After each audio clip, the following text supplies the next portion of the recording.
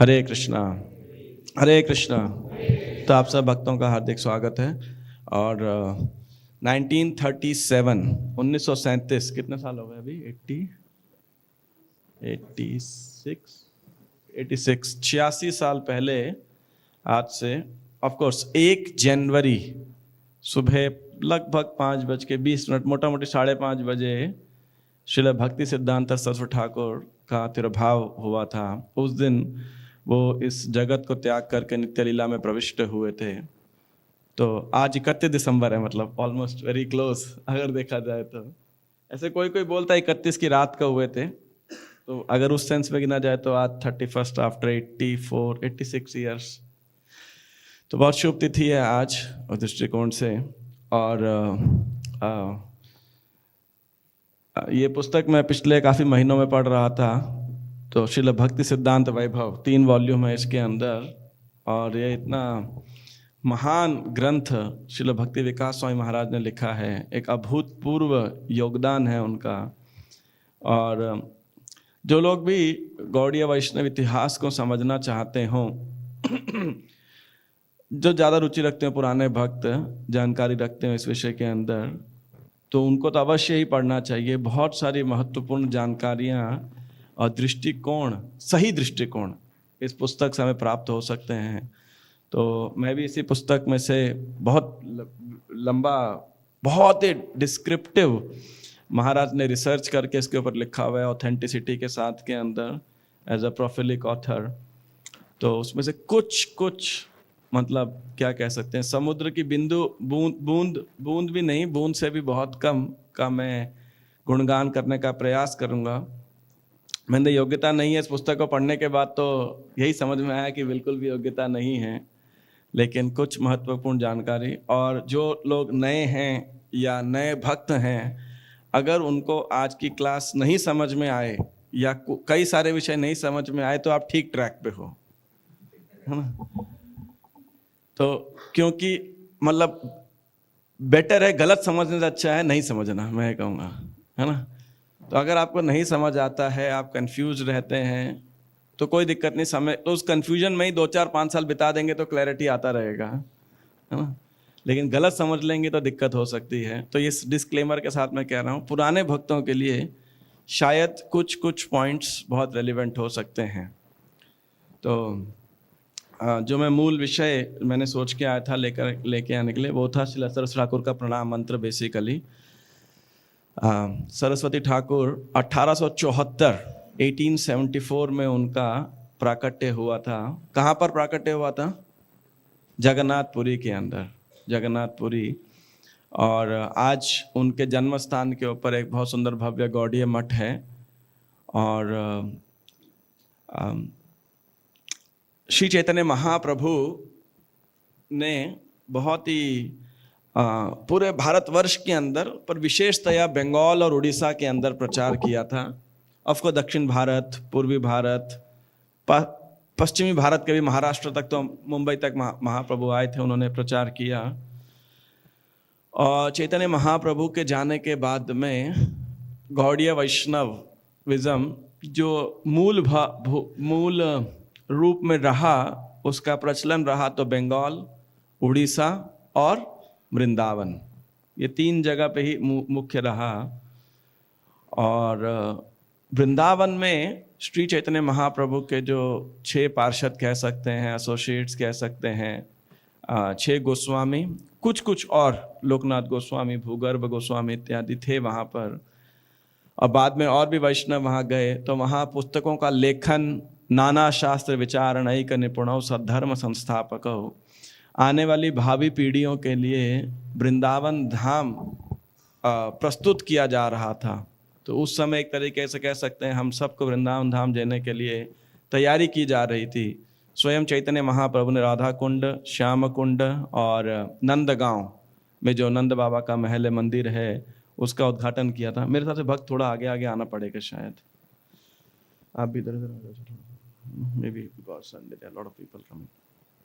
तो लेकिन उसके बाद में इसी वृंदावन धाम को हमें प्रस्तुत करने की जो परंपरा है, वो षड गोस्वामियों ने, वंदे रूप सनातनो रघु युगो श्रीजीव गोपालको, इन्होंने जारी रखा।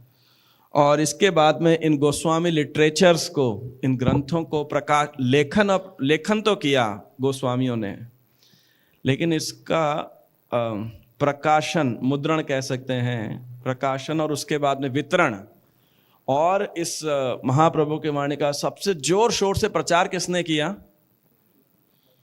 वो थे 3 भक्त, नरोत्तम दास ठाकुर, श्यामानंद पंडित और श्रीनिवास आचार्य।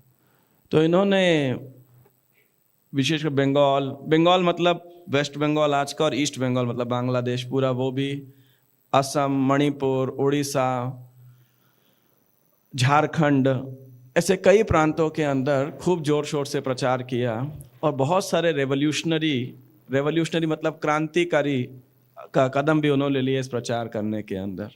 तो मैं ये शब्द को बार बार यूज करूंगा, रेवोल्यूशनरी या क्रांतिकारी। तो रेवोल्यूशन या क्रांतिकारी का जो एक मूल अर्थ है वो ये है कि bringing back to the root, original, actual अर्थ जो है। तो इसी कॉनोटेशन में इस अर्थ को आप समझिएगा। क्रांति का मतलब ये नहीं होता कुछ नया लेकर के आना, है ना। तद्वाग विसर्गो जनताग विप्लवो, विप्लव जो शब्द आता है कि ये भागवतम के अंदर श्री नारद जी व्यासदेव को कहते हैं कि ये क्रांति ला सकता है सभी। जनताग विप्लवो, कि जो सामान्य जन के पापमय जीवन है उसके अंदर श्रीमद् भागवतम जो है एक क्रांति लाने वाला ग्रंथ है। तो क्रांति मतलब अपनी मूल अवस्था के अंदर bringing back to the root, basically कुछ नया उत्पादन करना, वो क्रांति नहीं कहलाती। वो तो मार्केटिंग कहला सकती है या कुछ और कहलाई जा सकती है, जो भी कहलाया जा सकता है, प्रमोशन कहलाया जा सकता है, लेकिन क्रांति मतलब अपने रूट पे वापस लेके आना। तो और अगर एक दृष्टिकोण से देखा जाए तो जीव का मूल अवस्था क्या है, रूट क्या है? जीवेर स्वरूपो है कृष्णेर नित्यदास, कृष्णेर तटस्था शक्ति भेदा भेद प्रकाश। तो हम सब जीव के अंश हैं, तो वहाँ लाने के लिए। लेकिन सरस्वती ठाकुर, अच्छा सॉरी, अभी ये जो 3 गोस्वामी थे, नरोत्तम दास ठाकुर, श्रीनिवास आचार्य और श्यामानंद पंडित, तो इन्होंने भी कई सारे क्रांतिकारी तरीके अपनाए। और विशेषकर हर आचार्य अपने देश काल के अनुसार में जो है प्रचार करते हैं। उस समय क्या जन सामान्य की थिंकिंग है। मेरे पास ऑफकोर्स वाइट बोर्ड नहीं है, तो जो यहाँ पे बुद्धिजीवी लोग हों या पुराने भक्त हों वो थोड़ा समझ सकते हैं कि किसी भी धर्म या मत या संप्रदाय के 2 भाग आप कह सकते हैं। एक है कोर, मतलब उसका सेंट्रल पॉइंट, और एक है पेरिफेरी। पेरिफेरी मतलब जो उसके इर्द गिर्द सामाजिक, ऐतिहासिक और साइकोलॉजिकल, लोगों की मनोवैज्ञानिक और इन जनरल वैज्ञानिक क्या धारणाएं हैं बेसिकली समाज की। आप देखिए समाज के अंदर ये धारणाएं बदलती रहती हैं, सामाजिक धारणाएं बदलती रहती हैं, है ना, कि हर प्रकार से, चाहे वो चाइल्ड अपब्रिंगिंग हो, लोगों का काम धंधा करना हो, वेशभूषा हो, तो ऐसे कई सामाजिक दृष्टिकोण हैं जो समय के साथ लोगों के बदलते रहते हैं। जैसे 200 साल पहले अगर देखा जाए तो भारत के 200-250 साल पहले भारत में चाय का प्रचलन नहीं था। सच बात है कि नहीं? ये कहाँ से आया? ब्रिटिशर से आया। तो ये कोई प्रचलन यहाँ पर था नहीं ऐसा करके। तो एक तरीके से सामाजिक, जब यहाँ आधुनिकरण हो रहा था, आधुनिकरण तो नहीं कहना चाहिए, पाश्चात्यकरण हो रहा था, तो ऐसे कई सारे जो सामाजिक परिवेश हैं वो बदलते रहते हैं। तो हर आचार्य को इन सब को ध्यान रखते हुए कृष्ण कॉन्शियसनेस को, कृष्ण भावनामृत के संदेश को उस जमाने में रेलिवेंट बनाना बहुत आवश्यक है। उस जमाने के लोगों को बिना एसेंस को चेंज किए। तो कोर है वो है कृष्ण भावना, कृष्ण के साथ हमारा संबंध, वो हमेशा शाश्वत है।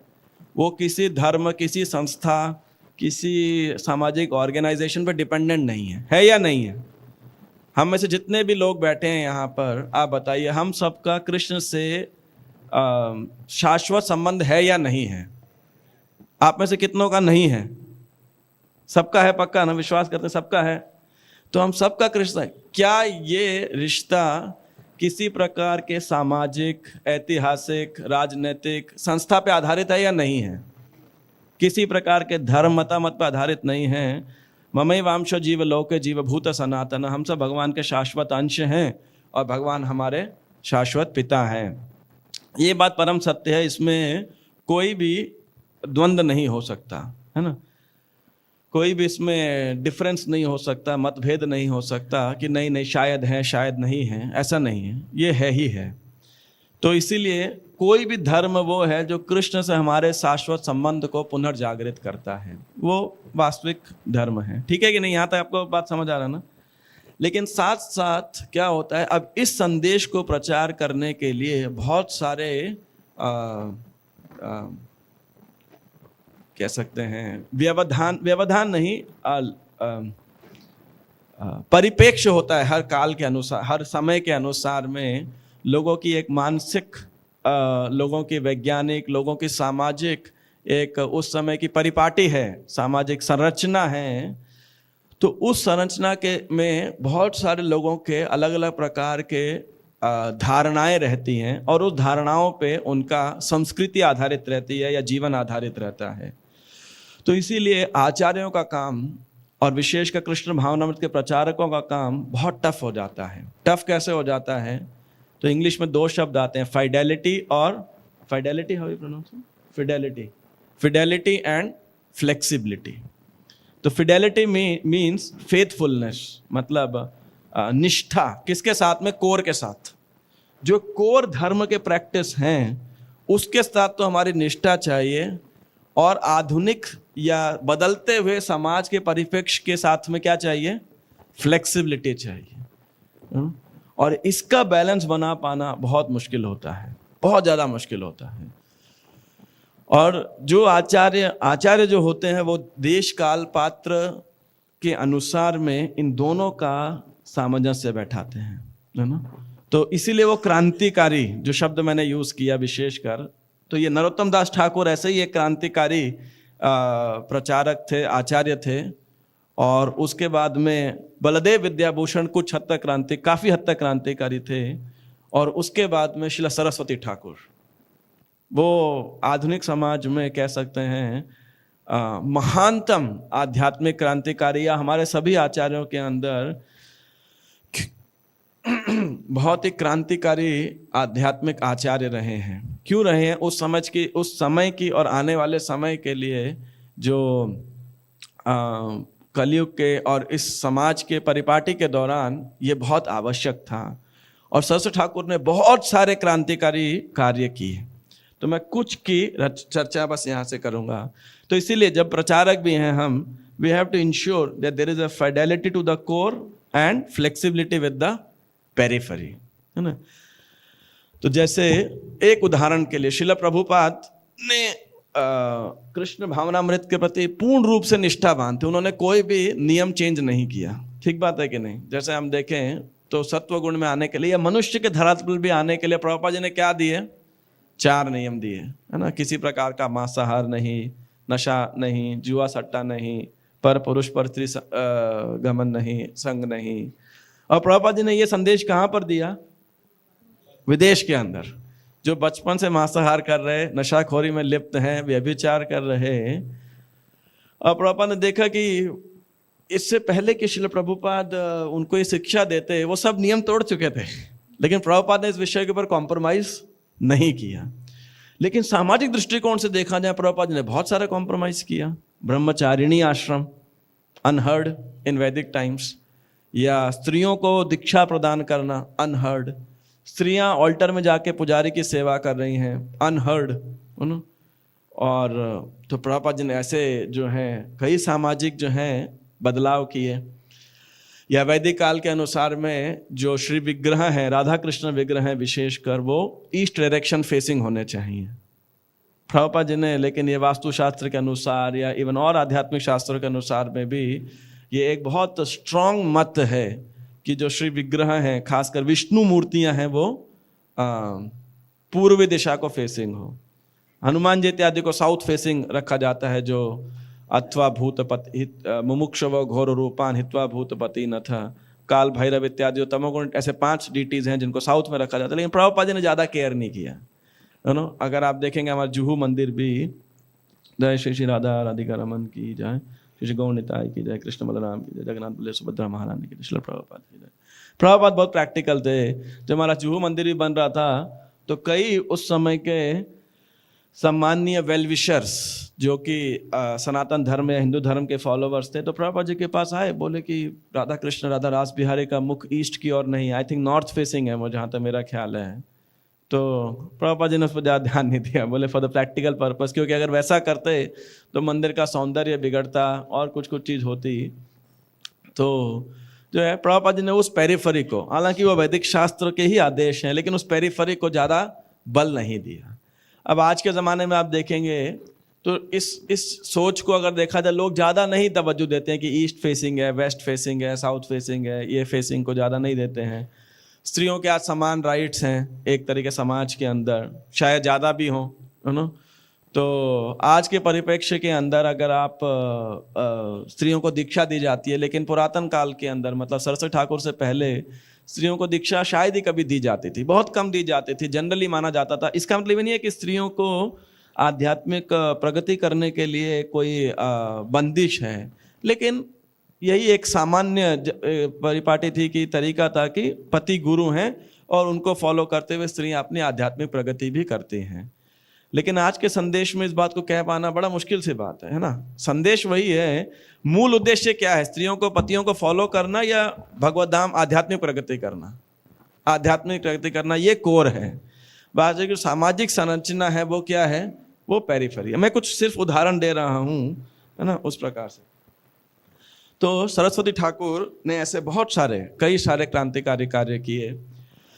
श्रील भक्ति विनोद ठाकुर एक शाक्त परिवार में जन्म लिए थे। तो जब भक्ति विनोद ठाकुर का जन्म लिया था तो उस समय एक सामाजिक, खासकर बंगाल की एक बहुत बड़ी दुर्दशा थी। दुर्दशा ये थी ऐतिहासिक दृष्टिकोण से, अगर आप देखेंगे कि उससे कुछ समय पहले ही ब्रिटिशर्स वहाँ पे आए थे और यूरोपीय ब्रिटिशर्स जो हैं वो लोग आए थे। और कहाँ से आए थे, वो बंगाल से आए थे।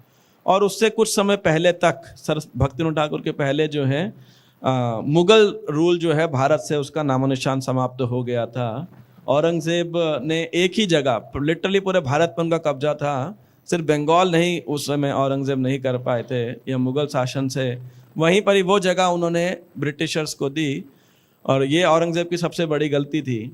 तो एक तरफ से ब्रिटिशर्स ने धीरे धीरे करके पूरे भारत को हथिया लिया, इधर से औरंगजेब मराठाओं के साथ लड़ते लड़ते जो है वो भी और अब लड़ नहीं सकते थे, तो वो वापस चले गए और मराठा लोग भी कमज़ोर हो गए। तो लिटरली पूरे भारतवर्ष के ऊपर जो है अंग्रेज़ों का कब्जा हो गया। और उस दौरान बंगाल एक सांस्कृतिक renaissance, what's how to call renaissance, पुनर्जागरण कह सकते हैं। There was a renaissance period, हमने अगर आपने ध्यान पढ़ा होगा इतिहास के अंदर। तो यूरोपियन उस समय जो है बड़ा एक विचित्र सी धारा थी भक्ति विनोद ठाकुर के समय पे जब आए कि जो बंगाल था वहाँ पर हिंदुइज्म में जो भक्ति शाखा है, एक तरफ तो अद्वैतवादी थे और तो, लेकिन जो उपासना करने वाले लोग थे वो दो भाग में विभाजित थे। एक थे शाक्त और एक थे गौड़ीय वैष्णव। और गौड़ीय वैष्णवों के तो शाक्त जो ये क्रिश्चियन ईसाई लोग आए जब, तो ये दोनों धर्मों को देख करके वो बहुत बिविल्डर से हुए। क्यों, जो शाक्त थे वो काली को जो है बलि चढ़ा रहे हैं, जानवरों को काट रहे हैं, उनको लगता था ये बहुत ही क्रूर धर्म है। और गौड़ीय वैष्णव लिखता था कि ये तो बिल्कुल इमोरल एक्ट है। क्यों, इनका भगवान भी इमोरल है, अनैतिक है ना। गोपियों के रास रचाता है तो वो भी अनैतिक भगवान है इनका। और ऐसे ही उनके फॉलोवर हैं। क्यों ऐसे फॉलोवर हैं, क्योंकि इस रासलीला के नाम पे कई लोग अपने अपने रासलीलाएं कर रहे थे। रासलीला तो नहीं कहना चाहिए, सॉरी, इवन मतलब पर स्त्रियों के साथ में संगम इस कर रहे थे भक्ति के नाम के ऊपर। तो ये दोनों प्रकार की जो अभिव्यक्ति थी धर्मों की, ये ब्रिटिशर्स के लिए बहुत ही, खासकर ब्रिटिश स्कॉलर्स जो बुद्धिजीवी वर्ग थे उनके लिए बड़ी असमंजस वाली, उनको समझ नहीं आता था ये ऐसा कैसा धर्म हो सकता है। एक तरफ आप पशु बलि कर रहे हो और देवी को चढ़ा रहे हो, हालांकि वो सारे मीट ईटर थे, फिर भी धर्म के नाम पे बलि उनके लिए भी एक बहुत बड़ा वो था, मतलब कि भाई ऐसा भी होता है। तो तो और फिर भी इसमें से फिर भी शाक्त वाले, फिर भी गौड़ीय वैष्णवों को तो बहुत निम्न स्तर का माना जाता था। मतलब तो भक्तिविनोद ठाकुर शाक्त परिवार में उनका जन्म हुआ था, और भक्तिविनोद ठाकुर ने जो है अपने भक्ति के आने से पहले कह सकते हैं अपने उस लीला के अंदर उन्होंने क्रिश्चियन फिलॉसफी पढ़ी, बुद्धिस्ट फिलॉसफी पढ़ी, और सारा जो मतलब ब्रिटिश एजुकेशन थी उस पर गए। इसलिए वो डिस्ट्रिक्ट मजिस्ट्रेट थे, है ना, जिला अधिकारी थे, जो कि हाईएस्ट पोजीशन भारतीयों को मिल सकती थी। तो इस सारी तालीम से, एजुकेशन से भक्तिविनोद ठाकुर गए, तो उनको पूरा एक तरीके से एक्सपीरियंस था, प्लस शाक्त परिवार का एक्सपीरियंस था। और उस समय कलकत्ता के अंदर एक टर्म थी भद्रलोक। भद्रलोक मतलब जो यूरोपीय लोग, भद्र मतलब समझते हैं ना, सभ्य, सज्जन या अपर कास्ट, और लोक मतलब लोग, है ना। तो भद्रलोक मतलब जो सभ्य समाज, सिविलाइज्ड मैन बेसिकली। तो ये कौन है? जो यूरोपीय आए हैं या जो यूरोपियन ब्रिटिशर्स, ब्रिटिश एजुकेशन को प्राप्त किए हैं। तो भक्ति विनोद ठाकुर ने अपनी जगह वहाँ बना रखी थी, अपनी एजुकेशन के थ्रू, अपनी तालीम के थ्रू, अपनी। तो ये एक उनके लिए बहुत ही स्ट्रेटेजिक पोजीशन थी प्रचार करने के लिए, गौड़ीय वैष्णव को स्थापित करने के लिए। शाक्त परिवार से थे तो शाक्तों के बीच में भी सम्मानित थे। उसके बाद अब गौड़ीय वैष्णविज्म को स्थापित करना था, तो बिपिन बिहारी गोस्वामी से उन्होंने दीक्षा ली। और बिपिन बिहारी गोस्वामी एक प्रतिष्ठित उस समय के गौड़ीय आचार्य, वैष्णव आचार्य कह सकते हैं। दो ऐसा माना जाता है कि कुछ कुछ कार्यों के अंदर उनका जो चरित्र था उचित नहीं था, प्रॉपर वैष्णव आचरण नहीं था, वैष्णव सदाचार नहीं था, लेकिन फिर भी। और उस पोजीशन से वहाँ से भक्तिविनोद ठाकुर ने जो है 13 प्रकार के आपस संप्रदायों, इन सबको जो है डिवाइड, गौड़ीय वैष्णव को समझने के बाद 6 या 8 साल प्रयास करने के बाद, चैतन्य चरितामृत को पढ़ने के बाद, समझने के बाद उनको समझ में आया कि चैतन्य महाप्रभु की जो, या रिवील हुआ रादर कहना चाहिए, समझ में आना ठीक नहीं है, तो उनको रिवील हुआ कि ये जो चैतन्य महाप्रभु का जो डॉक्ट्रिन है, जो संदेश है, ये कितना वैज्ञानिक है और टॉप मोस्ट है, और बाकी ये क्या क्या जो मिश्रण है या प्रदूषण है। तो उन्होंने समाज के अंदर धीरे धीरे इस पर लिखना शुरू किया, प्रचार करना शुरू किया। लेकिन भक्तिविनोद ठाकुर का कार्य और उनकी जो उनका कार्य और उनकी पर्सनालिटी, उनका व्यक्तित्व, वो था एक रिफॉर्मर के समान। रिफॉर्मर मतलब जैसे मान लीजिए कोई बिल्डिंग पुरानी हो रही है, तो पुरानी बिल्डिंग में कोई आएगा बोलेगा एक कॉलम लगा दो, इधर टाई बीम्स टाई कर दीजिए, इधर आप लेंटर लगा दो, गाटर लगा दो, सपोर्ट दे दो। तो ऐसे ऐसे करके रिफॉर्मर बोलेगा कमरे में थोड़ा फॉल सीलिंग कर दो, ये कर दो, इत्यादि वो कर दो। कोई क्रांतिकारी आएगा, रेवोल्यूशनरी आएगा, क्या बोलेगा? बिल्डिंग को उड़ा दो, नई बिल्डिंग बना दो, है ना। क्यों? पुरानी हो रही है, अपने आप ढहेगी, इससे पहले ढहा दो और इसको नई बना दो, कि इससे पहले कोई आपत्ति आए, है ना। तो भक्ति विनोद ठाकुर इस प्रकार के रिफॉर्मर थे। लेकिन भक्ति सिद्धांत ठाकुर कैसे थे? वो क्रांतिकारी थे, बहुत ही, मतलब लिटरली वो सिंह गुरु कहलाते थे, और इतना समाज को एक प्रकार से झकझोर के चुनौती देने वाले थे, लिटरली हर चीज़ को। छोटे भी थे पुरी के अंदर, तो एक सहजिया, मतलब कह सकते हैं उस समय प्रतिष्ठित आचार्य कह लीजिए या जो भी थे वो थे। तो भक्तिविनोद ठाकुर उनको प्रणाम किया। सरस्वती ठाकुर छोटे थे, प्रणाम नहीं किया। तो उन्होंने पूछा ये इसने क्यों नहीं प्रणाम किया, बिमला प्रसाद ने? तो बोले, ये भक्तिविनोद ठाकुर बोले, ये सहजियों को प्रणाम नहीं करता। तो ये बचपन से उनका जो है व्यक्तित्व था ऐसा जोरदार, है ना। तो एकदम मतलब अभूतपूर्व उनका जो है। मैं एक आपको तथ्य बता रहा हूँ, इसको चौंकिएगा मत, और चौंकेंगे तो अच्छा ही है। सुभाष चंद्र बोस प्रभुपाद जी के 1 साल सीनियर थे, राइट।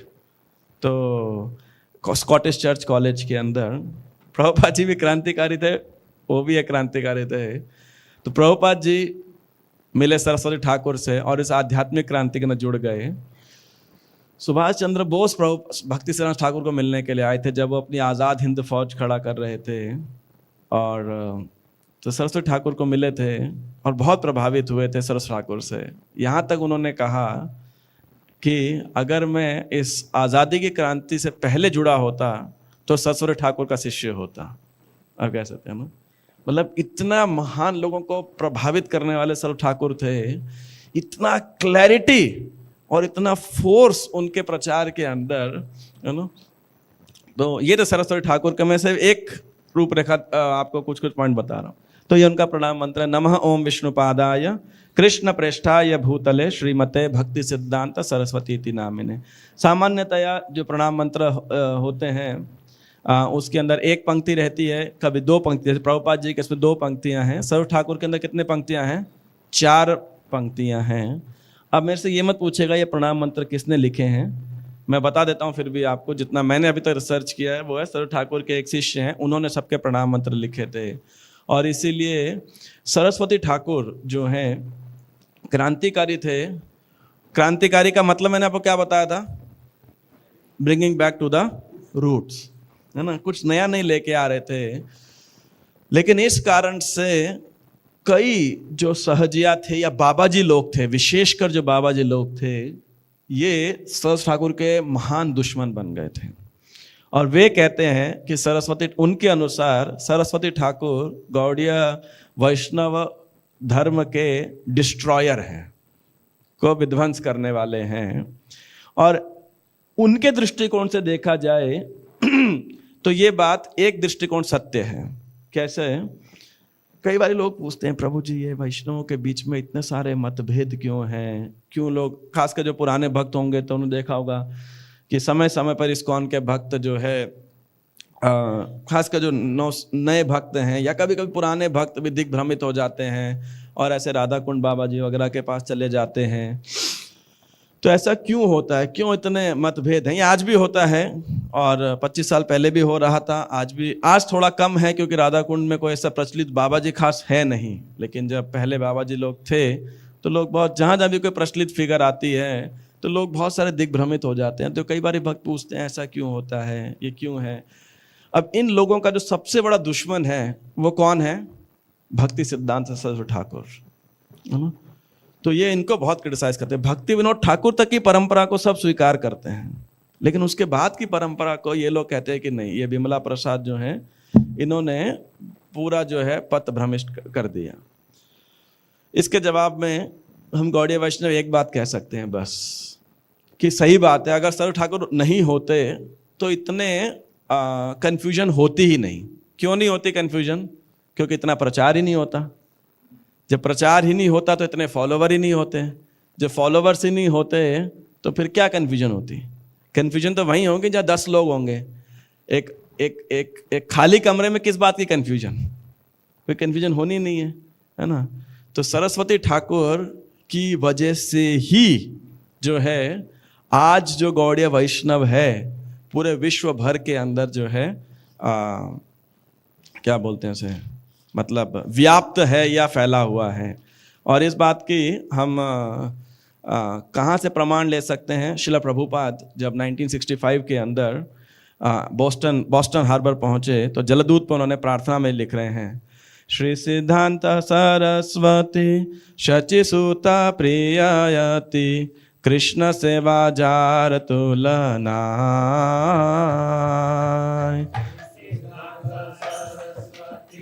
शचिसुता प्रिययति कृष्ण सेवा जार तुलना। आपको मेरे साथ आता है, मेरे साथ ही गा लीजिएगा, एक एक बारी दोहराएंगे। से महांत गुरु जगतेरा माधेउरु कृष्ण भक्ति दे ठाय ठाय। तार इच्छा बलवान पाश्चात्य ते ठान ठान हो जाते गौरांगेर नाम। पृथ्वी ते नगरादि आसमुद्र नद नदी सकले लोए कृष्ण नाम। तो कहने श्री सिद्धांत सरस्वती शचि सुत प्रिय अति, कि जो चैतन्य महाप्रभु के अत्यंत प्रिय हैं, कृष्ण सेवाए जार तुलना ही। और कृष्ण की सेवा में जो है अतुलनीय है, उनकी तुलना नहीं है। से नमः ओम विष्णु पादाय, जो भगवान विष्णु के चरण कमल निवास करते हैं, कृष्ण प्रेष्ठाय भूतले, जो कृष्ण की प्रसन्नता के लिए इस भूतल के ऊपर विराजमान हुए हैं। तो प्रभुपाद कह रहे हैं कृष्ण सेवा जार तुलना, सही से महांत गुरु, वो महान गुरु है जगतेर मध्य उरु, जो पूरे जगत के अंदर क्या कर रहे हैं? कृष्ण भक्ति दे ठाए ठाए। कि कृष्ण भक्ति को सर्वत्र जो वो प्रचार कर रहे हैं। हालांकि कौन जा रहा है? प्रभुपाद जा रहे हैं, लेकिन कह रहे सरो ठाकुर जो है वो मेरे को माध्यम बना रहे हैं और प्रचार कर रहे हैं। तार इच्छा बलवान, उनकी जो बलवान इच्छा थी, बलवती इच्छा थी, पाश्चात्य ते ठान ठान हो जाते गौरांगे नाम, कि पूरे पाश्चात्य जगत के अंदर जो है श्री गौरांग महाप्रभु का नाम जो है फैलेगा। और पृथ्वी ते नगर आदि आसमुद्र नद नदी सकल लय कृष्ण नाम, पृथ्वी के समस्त नगरों गांवों समुद्रों नदियों तथा सब जगह पे आदि जीव कृष्ण का नाम लेंगे। ये सरस्वती ठाकुर की इच्छा थी और आज वो पूर्ण हो रही है। तो आज के दिन सरस्वती ठाकुर के प्रणाम आविर्भाव और तिरुभाव के दिन हमें विशेष सरस्वती ठाकुर का आभार प्रकट करना चाहिए अनेक योगदानों के लिए। लेकिन एक विशेष योगदान, कई विशेष योगदान में से मैं मुख्यतः 3 योगदान के लिए, लेकिन एक अगर संक्षेप में एक लाइन में कोई बोले कि सरस्वती ठाकुर ने आपको क्या प्रदान किया, तो आप क्या बोलोगे? क्या प्रस्तुत किया उन्होंने? कोई अगर आपसे पूछे कि सरस्वती ठाकुर क्या आपने हमारी पीढ़ी को सरस्वती ठाकुर का क्या उपहार है, क्या भेंट है? उनकी सबसे बड़ी भेंट है क्लैरिटी ऑफ कृष्ण कॉन्शियसनेस। इस कृष्ण भावनामृत सिद्धांत की जो क्लैरिटी है, ये सरस्वती ठाकुर की कृपा है। श्री वार्षभानवी देवी दयिताय कृपाब्दये कृष्ण संबंध विज्ञान दायिने प्रभवे नमः। तो अच्छा हाँ, श्रीमते भक्ति सिद्धांत सरस्वती इति नामिने। तो इनका नाम भक्ति सिद्धांत सरस्वती क्यों पड़ा? लगभग 15 साल की उम्र के अंदर इन्होंने एक ग्रंथ लिखना चालू किया था 1874 1888 लगभग 15 साल की उम्र के अंदर। 3 साल तक इन्होंने सूर्य सिद्धांत और एक और इसी प्रकार का ग्रंथ था जो पुराने सब वैज्ञानिकों ने ज्योतिष शास्त्र के ऊपर, ऐसे तो ये वो थे श्रुतिधर थे, अनेक पुस्तकों का एसेस का लेखन इन्होंने किया, डिबेट में भाग लिया करते थे, बहुत डिबेट करना बहुत पसंद था उन्हें और करते थे, और कभी पराजय तो संभव ही नहीं है। लेकिन विशेषकर ज्योतिष और गणित, मैथमेटिक्स और एस्ट्रोनॉमी, कॉस्मोलॉजी के ये पंडित थे। और एक ऐतिहासिक ग्रंथ है सूर्य सिद्धांत, तो उसको उन्होंने कंपाइल किया था। ये ज्योतिष का मोस्ट एक्यूरेट ग्रंथ आप कह सकते हैं, और इसमें कुछ 10 फैक्टर्स रहते हैं। तो इन 10 फैक्टर्स का इतना बढ़िया निरूपण किया उन्होंने कि जो इनके गुरु थे वो भी, मतलब जो इनके टीचर थे ज्योतिष के, वो भी एक बारी हिल गए पूरी तरीके से, कह सकते हैं आप। तो फिर उनके जो आचार्य थे उन्होंने इनको टाइटल दिया क्या? सूर्य सिद्धांत लिखने के कारण क्या टाइटल मिला इन्हें? सिद्धांत सरस्वती। सिद्धांत सरस्वती, सूर्य सिद्धांत, सिद्धांत और सरस्वती। सरस्वती मतलब कह सकते हैं जिसके पास सरस्वती देवी की कृपा है, जो प्रकांड पंडित है, तो सिद्धांत सरस्वती का टाइटल मिला उन्हें यहाँ से। और भक्ति सिद्धांत सरस्वती कैसे बना? जब उन्होंने संन्यास ग्रहण किया। तो इस सिद्धांत सरस्वती टाइटल को उन्होंने अनुकूल किया और आगे क्या लगा दिया? भक्ति सिद्धांत सरस्वती। तो इस प्रकार से नाम है। कभी आपसे कोई पूछे तो मतलब गलत व्याख्या मत कर दीजिएगा, आधा अधूरा। जैसे प्रबोधन सरस्वती महाराज हमेशा बताते हैं, एक बार उनके नए न्यू भक्ता टीम के अंदर बुक डिस्ट्रीब्यूशन में एक भक्त था, तो नया था, तो उसने बोला भाई तुम्हारे स्वामी जी के आगे ये क्या लिखा है? हिज डिवाइन कृष्ण एसी भक्ति वेदांत स्वामी प्रभुपाद। उसको समझ नहीं आया, तो बोला हमारे स्वामी जी हमेशा एसी में बैठते हैं इसलिए उनका नाम है एसी, है ना। अब उसको पता नहीं, नया था, तो अभय चरण अरविंद। तो कभी ऐसा ना हो कि हम कुछ भी उल जलूल व्याख्या दे दें, है ना। तो इसीलिए नहीं पता हो तो बेटर है बोल दो नहीं पता, है ना। Half knowledge is dangerous, you know. नीम हकीम खतरा है जान, बोलते हैं ना कि भाई वो आधा अधूरा डॉक्टर क्या करता है, वो ना जीता छोड़ता ना मारता है ना। जिसको नहीं पता बोले मर जाओ तो कोई बात नहीं भाई, और जो डॉक्टर है वो ठीक कर देगा। लेकिन आधा अधूरा डॉक्टर होता है ना, जो क्वैक्स होते हैं, वो ना मरता छोड़ते हैं आदमी को ना जीता छोड़ते हैं। तो ऐसा ना हो कि हम उल्टा सीधा ज्ञान प्रस्तुत करें। तो इसलिए भक्ति सिद्धांत सरस्वती। अगला श्लोक। श्री वार्षभानवी देवी दयिताय कृपाब्दये कृष्ण संबंध विज्ञान दायिने प्रभवे नमः। तो श्री वार्षभानवी देवी दयिता, ये क्या नाम हुआ? वार्षभानवी कौन है? वृषभानु की पुत्री राधा रानी। श्री वार्षभानवी देवी, तो राधा रानी देवी। दयित, दयित मतलब उनके सेवक, है ना। तो उनके जो सेवक हैं, एक उनके एक्सप्लेनेशन दिया जाता है जो उनके सेवक को उनके बहुत प्रिय हैं। कौन उनके सेवक को प्रिय हैं? भक्ति विनोद ठाकुर, ना। भक्ति विनोद ठाकुर कमल मंजरी, हाँ, और तो ये श्री वार्ष भानवी देवी दयित तो ये नाम किसने दिया था उनको? गौर किशोरदास बाबा जी महाराज ने। हालांकि कुछ इतिहासकारों का इसके ऊपर थोड़ा बहुत अलग अलग मतभेद हैं, लेकिन मूल हम कह सकते हैं जब गौर किशोरदास बाबा जी महाराज वो तो बोले मैं किसी को दीक्षा नहीं देता, दूंगा भी नहीं, है ना। और हालांकि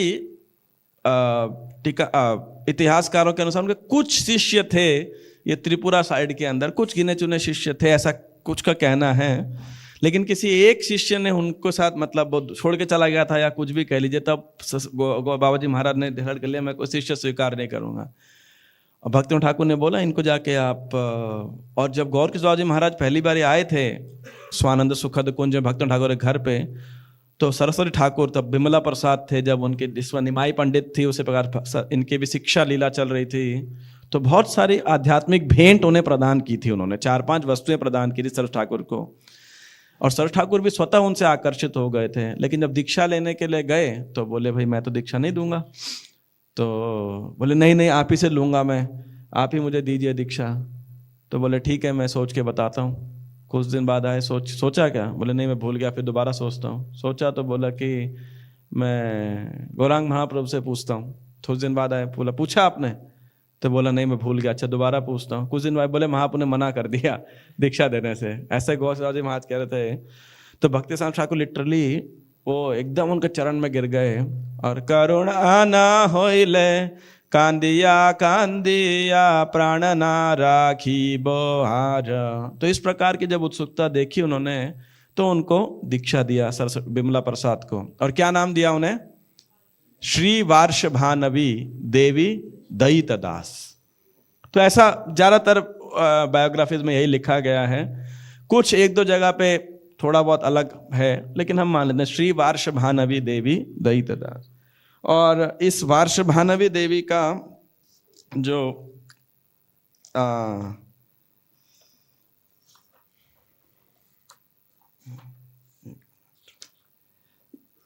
इसका जो एक इम्पॉर्टेंट पार्ट है वो आप जो है हम समझने के लिए समझ सकते हैं कि भक्तिनाथ ठाकुर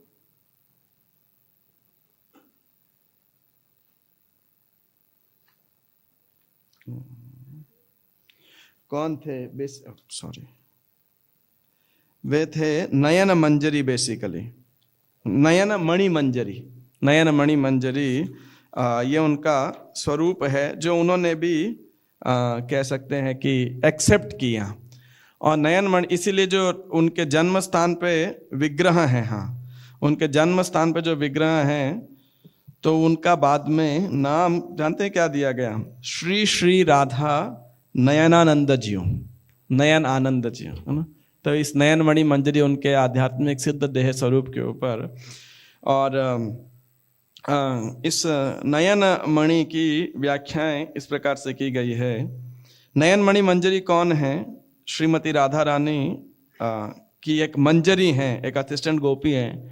और तो फिगरेटिवली इसका जो व्याख्यान दे रहे नयन मणि कौन है, वो कहते हैं कि कृष्ण के लिए उनकी आंखों की मणि कौन है?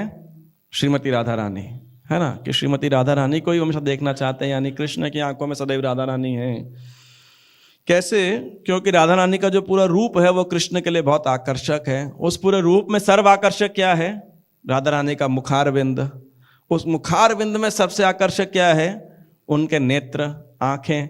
और उन आंखों में भी सबसे ज्यादा आकर्षक क्या है? जो आंखों में क्या रहता है, ऐसे जो बोलते हैं ना आई बॉल, आई बॉल्स, प्यूपिल, प्यूपिल हिंदी में जो भी बोलेंगे आप, हाँ जो भी है ना। तो ये है नयन मणि बेसिकली, है ना। तो श्री कृष्ण इस नयन मणि, इस नयन मणि में कृष्ण विराजमान रहते हैं। और कृष्ण भी जो है तो कृष्ण इनसे बहुत आकर्षित, नयन मणि से बहुत आकर्षित होते हैं। तो इस प्रकार जो है कृष्ण के दृष्टिकोण से जो नयन मणि बहुत ही महत्वपूर्ण है, ये उसका एक कहते हैं। और राधा रानी के मीन से क्या है, वो भी इनके लिए सबसे महत्वपूर्ण है, क्योंकि कृष्ण से आकर्षित होते हैं, है ना। तो जो नयनमणि हैं वो हमेशा, नयनमणि मंजरी हमेशा चाहती हैं राधा और कृष्ण का मिलन, है ना, सो दैट दे में satisfy the others only desired object of vision. दोनों का मिलन होगा तो क्या होगा, दोनों एक दूसरे को देख पाएंगे।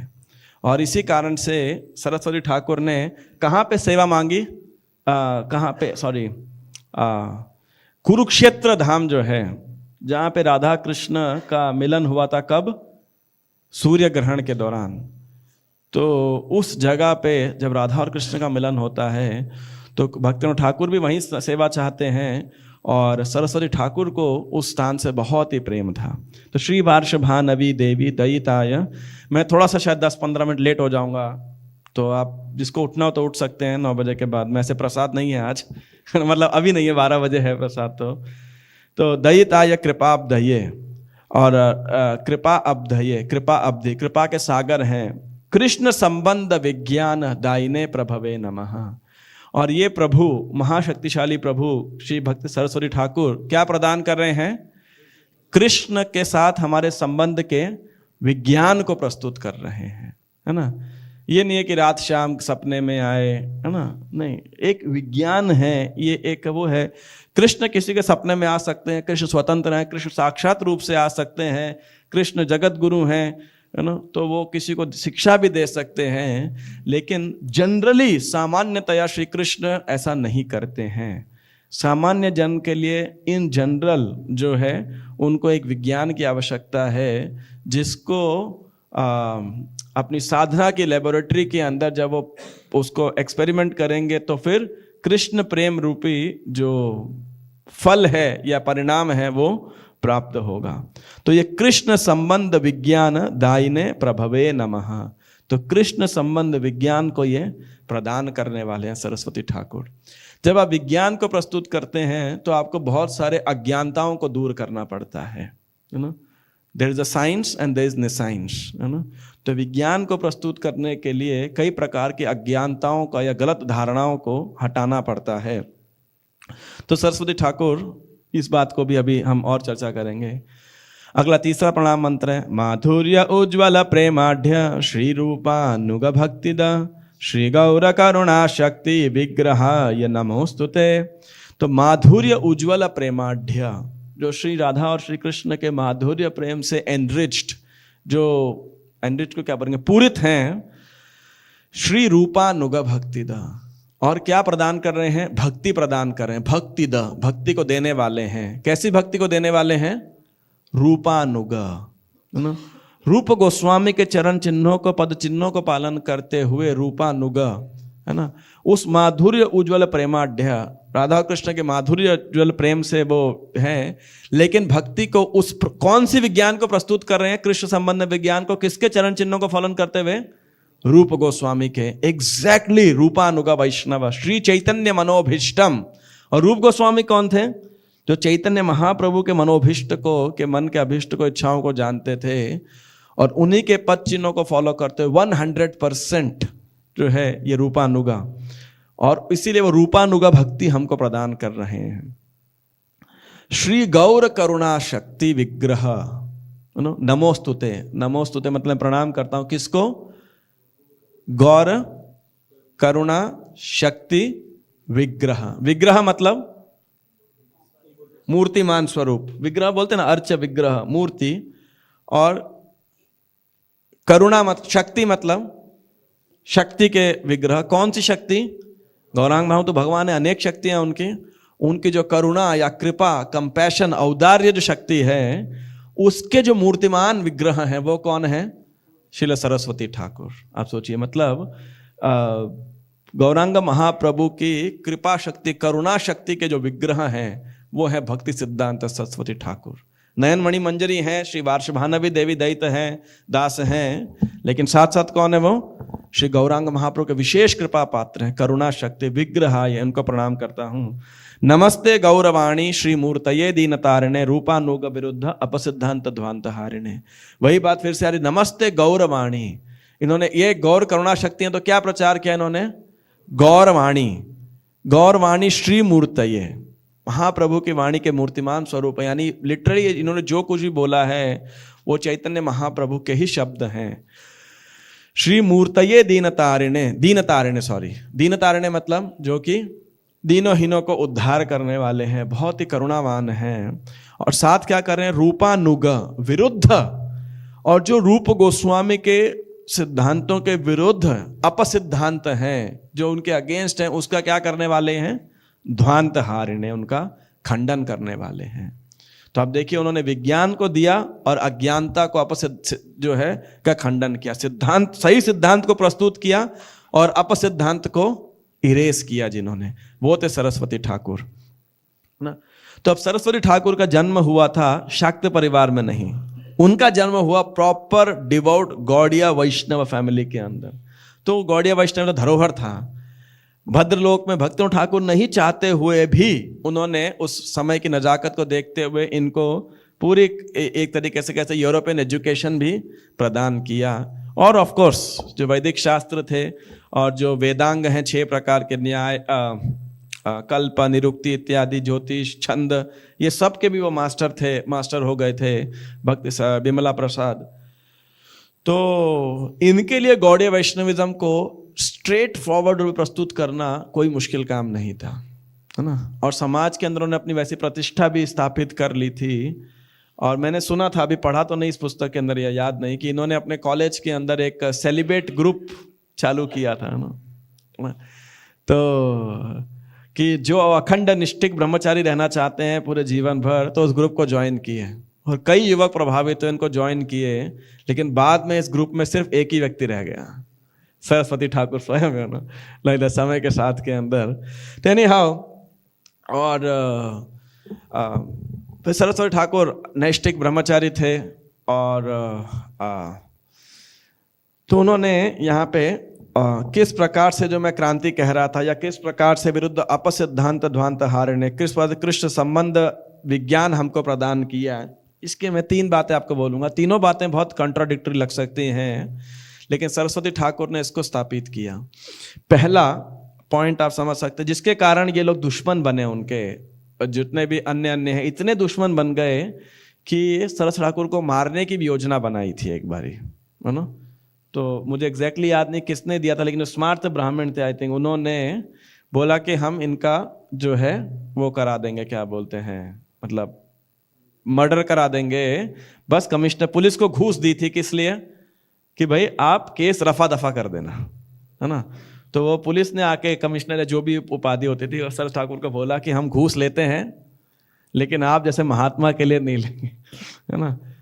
तो ऐसे आई थिंक रामानुजाचार्य के लिए भी इसी प्रकार से हुआ था। तो उनके जो शिष्य थे उन्होंने रामानुजाचार्य का वेश धारण किया, और रामानुज कुरेश, आई थिंक कुरेश थे शायद, तो उन्होंने और कुरेश रामानुजा बन के आए और उन्होंने रामानुजाचार्य को वहाँ से जो है भगा दिया था। तो इतना उनको जो है एक तरह से कह सकते हैं विद्रोह या रिबेलियन फेस करना पड़ा था, और आज भी करना पड़ता है। अगर आज भी आप सोशल मीडिया पे जाएंगे, कभी चले जाइए मत कभी भी, लेकिन कभी गलती से आप चले गए मान लीजिए इन लोगों के, तो सरस्वती ठाकुर को लिटरली बहुत अपशब्द कहते हैं इस प्रकार के लोग, कि इन्होंने, और हमारे लोग भी इसीलिए दिग्भ्रमित होते हैं क्योंकि सरस्वती ठाकुर को सही प्रकार से हमने नहीं समझा होता है। तो सरस्वती ठाकुर ने हमें क्या प्रदान किया और किस खंड को काटा। रूपानुग भक्ति द के 3 भाग हैं, और भी हो सकते हैं, मैं 3 को जो अभी तक एसिमुलेट कर पाया यहाँ से कि ये क्या है रूपानुग भक्तिदा। पहला रूपानुग भक्तिदा का पार्ट है अन्याभिलाषिता शून्यम ज्ञान कर्मादि अनावृतम आनुकूल्येन कृष्णानुशीलनम भक्तिरुत्तमा। कि उन्होंने ये जो भक्ति रसामृत सिंधु का पहला श्लोक है, इस श्लोक अन्य अभिलाषिता शून्यम, बाकी सारी अभिलाषाओं से शून्य, ज्ञान कर्मा से अनावृत होकर के जो है शुद्ध भक्ति कृष्ण की प्रसन्नता के लिए और केवल कृष्ण की प्रसन्नता के लिए जो है भक्ति का अनुशीलन करना, यह है रूपानुगा भक्ति जो सरस्वती ठाकुर ने इस्टेब्लिश किया। और इसके तहत वैदिक साधना भक्ति, रागानुगा साधना भक्ति, भाव भक्ति और प्रेमा भक्ति। दूसरा जो सिद्धांत है वो क्या है, युक्त वैराग्य। क्योंकि ये रूप गोस्वामी का प्रिंसिपल था जो उन्होंने दिया कि क्योंकि एक तरफ जो है स्मार्त ब्राह्मण थे जिन्होंने मोनोपोली बना रखी थी कि यदि दीक्षा देनी है तो केवल ब्राह्मण जन्म लेना बहुत महत्वपूर्ण है, शास्त्रों को यदि पढ़ना है तो एक तरह उन्होंने मोनोपोलाइज कर दिया था, कर रहे थे इस प्रकार से। लेकिन महाप्रभु ने क्या बोला, किबा विप्र किबा न्यासी शूद्र के नए, यही कृष्ण तत्ववेता से ही गुरु है। लेकिन महाप्रभु ने आप देखिए अपने जीवन काल के अंदर सिद्धांत तो जरूर बोला, सबको वेलकम जरूर किया और सबको भक्ति भाव में जो है कि बाढ़ में डुबो दिया, लेकिन उस समय के सामाजिक कस्टम्स को महाप्रभु ने चुनौती नहीं दी। आप देखिए जगन्नाथ मंदिर के अंदर हरिदास ठाकुर ने प्रवेश नहीं किया, क्यों? मोहम्मदन खानदान में पैदा हुए थे। रूप सनातन ने हालांकि ब्राह्मण खानदान में थे, पैदा हुए थे, लेकिन मोहम्मदनों की नौकरी की थी, मुसलमानों की इस्लाम नौकरी की थी, मुगलों की नौकरी की थी, वो भी कभी जगन्नाथ मंदिर में प्रवेश नहीं किए। महाप्रभु ने इस बात के लिए कोई लड़ाई भी नहीं लड़ी वहां पर, अगर हम देखें तो महाप्रभु ने ऐसा नहीं किया। महाप्रभु जो ट्रैवल कर रहे थे, अधिकांशतः नहीं, 99.9%, केवल एक सानोदिया उस ब्राह्मण को छोड़ करके अन्य सब जगह उन्होंने एक प्रॉपर ब्राह्मण के घर में ही प्रसाद लिया। तो उस समय के कल्चरल डिफरेंसेस को महाप्रभु ने रिस्पेक्ट किया, लेकिन अपनी लेखन के अंदर, अपनी प्रक्रिया के अंदर सबको जोड़ दिया, हरे कृष्ण महामंत्र ये सब करने के अंदर। और दीक्षा भी देखेंगे अगर आप, तो महाप्रभु ने भी ऑफिशियली सिर्फ रूप सनातन का नाम दिया। ऐसे ऑफिशियल हम दीक्षा नहीं इतना प्राप्त होता है कि उन्होंने दिया किसी को खास, ना कोई मठ बनाया, ना कोई मंदिर बनाया, ना कोई ग्रंथ छोड़ा। लेकिन ये शिक्षाएं किसको दे दी? षड गोस्वामियों को दे दी। षड गोस्वामी ने भी दीक्षा में से किसने दीक्षा दी? सिर्फ गोपाल भट्ट गोस्वामी ने। रूप गोस्वामी ने एक सिर्फ जीव गोस्वामी को दी, उनके भतीजे थे, अन्यथा उन्होंने भी आगे दीक्षा नहीं दी। तो उस समय के सामाजिक परिपाटी के अंत का विद्रोह नहीं किया, क्योंकि इसकी आवश्यकता नहीं थी। तो मैं जो बात आपको कहना चाह रहा हूं, जो मैंने स्टार्टिंग भी की थी, लेकिन इसकी अगली पीढ़ी, नरोत्तम दास ठाकुर ने जब प्रचार किया बंगाल के अंदर, नरोत्तम ठाकुर खुद ब्राह्मण खानदान में नहीं पैदा हुए थे, कृष्णानंद दत्त कायस्थ परिवार में थे, लेकिन दीक्षा दिया और इसके लिए खूब अपोजिशन को सहन करना पड़ा। आप ऐसा कैसे कर सकते हो, है ना? तो अब भक्ति सिद्धांत सरल ठाकुर क्या कर रहे हैं? उस रीति को दोबारा एस्टैब्लिश कर रहे हैं, इसीलिए वो क्रांतिकारी हैं, है कि नहीं? महाप्रभु की श्री गौरवाणी और आचार्यों ने जैसा किया उसको यहाँ प्रस्तुत कर रहे हैं। तो उन्होंने, मैं कह रहा था कि युक्त वैराग्य, तो इस प्रचार के लिए, तो इस स्मार्त ब्राह्मण जो लोग थे, इनका बहुत अपोजिशन फेस किया। और एक तरफ थे सहजिया। स्मार्त ब्राह्मण मतलब जो मोनोपोली जन्मजात, और सहजिया मतलब कुछ भी करो, इमोरल एक्ट हैं, बस हम राधा कृष्ण के भक्त हैं और उस भक्ति के नाम पे कुछ भी कर रहे हैं, गौरांग नागर हैं इत्यादि। लेकिन सरस्वती ठाकुर ने हमें जो है बिल्कुल सही सिद्धांत दिया। पहले तो अन्य अभिलाषिता शून्य भक्ति, इसीलिए वैराग्य का उच्चतम मानदंड, मानक जो है, पैरामीटर उन्होंने स्थापित किया और दिखाया, और गौड़िया मठ में स्थापित करने के पूरा प्रयास किया उन्होंने, यही शिक्षा दी उन्होंने। और युक्त वैराग्य, युक्त वैराग्य कैसे कि इस संसार में तो सब कुछ कृष्ण की ही संपत्ति है। हमारा मान अस देहो के हो जो किछु मोर, अर्पिलो तुआ पदे नंद किशोर, कि सब कुछ श्री कृष्ण का है, तो क्या हम ग्रहण कर सकते हैं और क्या ही हम त्याग सकते हैं? हर चीज की हाईएस्ट डेस्टिनेशन क्या है, या वास्तविक डेस्टिनेशन क्या है, गति क्या है? श्री कृष्ण की सेवा में इस्तेमाल होना, है ना? तो इसीलिए opulence for the Lord, poverty for one self. और इस युक्त वैराग्य के प्रिंसिपल की हाईएस्ट जो अभिव्यक्ति थी, मैनिफेस्टेशन थे, ये थे सरस्वती ठाकुर।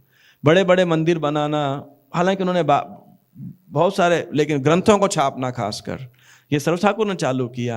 भक्ति ठाकुर ने जरूर एनविजन किया था, लेकिन उन्होंने देखा कि मुद्रणालय, पब्लिशिंग, यूरोपियन टेक्नोलॉजी भारत में आ गई है, अखबार छप रहे हैं, मैगजीन छप रहे हैं। सरस्वती ठाकुर ने सोचा क्यों ना इन ग्रंथों को, क्यों ना भगवान की वाणी को प्रकाशित करके पुस्तकों के रूप में लोगों तक पहुंचाया जाए। उनके डायरोमास, एग्जीबिशन, मोटर कार का इस्तेमाल करना, ये सब सर ठाकुर की युक्त, आधुनिक ड्रेस को इस्तेमाल करना, आप सोचिए, है ना? संन्यास ग्रहण करना, ये इस विषय में और अभी एक विषय पे आऊंगा। तो ये सब युक्त वैराग्य है। हालांकि गौड़िया मठ जब जग बंधु भक्ति रंजन प्रभु, किसी बायोग्राफी में जगत बंधु भक्ति रंजन प्रभु नाम आता है। ये सरस्वती ठाकुर के गृहस्थ शिष्य थे, बहुत ही समर्पित थे, और इन्होंने अपनी पूरे जीवन की जमा पूंजी से जो कलकत्ता का बाग बाजार गौड़िया मठ था वो बनाया था। सारी संपत्ति भी इन्होंने दी और मंदिर भी इन्होंने बनाया भी इन्होंने। और सरस्वती ठाकुर इतने क्रांतिकारी थे, तो ये भी मंदिर के नक्काशी में बहुत टाइम लगा रहे थे, आधे में मंदिर खोला सर ठाकुर ने कि बहुत हो गया, अभी मंदिर खोलो। तो यहाँ पे जो राधा कृष्ण के विग्रह थे स्थापित करने के पहले इनको सड़क पे ले जाया गया और एक बहुत बड़ा उत्सव मनाया गया, बहुत बड़ा। तो 9 दिन तक उसकी वीडियो क्लिपिंग जो है वहाँ के जो भी उस समय तक सब जगह दिखाई गई, इतना बड़ा पॉपुलर हो गया, हजारों लाखों लोग उसके अंदर सम्मिलित हुए, सारी छतें, सारे जितने 4 दीवारें, 2 मील लगभग, कितना 2 मील नहीं 1 मील कितना होता है, 1.5 किलोमीटर, लगभग 6 किलोमीटर लंबा ये परेड थी। और सारे अखबारों के अंदर, मतलब ब्रिटिश राज के दौरान इतनी बड़ी रैली, मतलब सुभाष चंद्र बोस ने तो शायद 2000 सैनिकों कलकत्ता में खड़े किए थे, तो इतनी बड़ी आग मतलब ब्रिटिश सरकार की आंखों में चुभने लग गए थे। इन्होंने तो 25,000 लोगों से भी ज्यादा की जो है आर्मी को हरे मतलब सब नित्य कीर्तन करते हुए, वहां के अखबार में ऐसा लिखा है, it was a site for gods to see, मतलब देवताओं के लिए भी एक दर्शनीय स्थल था कि इतने हजारों लोग जो है, और 17 भागों के अंदर बांट करके उस रैली को निकाला गया था, उसमें सब नृत्य और कीर्तन कर रहे थे। ये तो सरस्वती ठाकुर है ना, लाइक दैट। उस दौरान आप सोचिए मतलब क्या उनका प्रभाव था। तो क्या युक्त वैराग्य दिया उन्होंने। ना वो मॉडर्निस्ट थे, ना वो ऑर्थोडॉक्स थे, ना वो रूढ़िवादी थे और ना वो आधुनिकवादी थे, वो थे सारग्राही वैष्णव, है ना। ये उनके सबसे बेस्ट है। क्यों? पुरानी रीति रिवाजों को भी उन्होंने, जो पेरिफरी के रीति रिवाज है, ध्यान नहीं दिया। इसका मतलब ये नहीं कि कुछ लोग कहते हैं सर ठाकुर को, अब देखिए सबसे बड़ा उनका युक्त वैराग्य कहाँ है, एक ऑर्गेनाइजेशन को स्थापित करने के अंदर।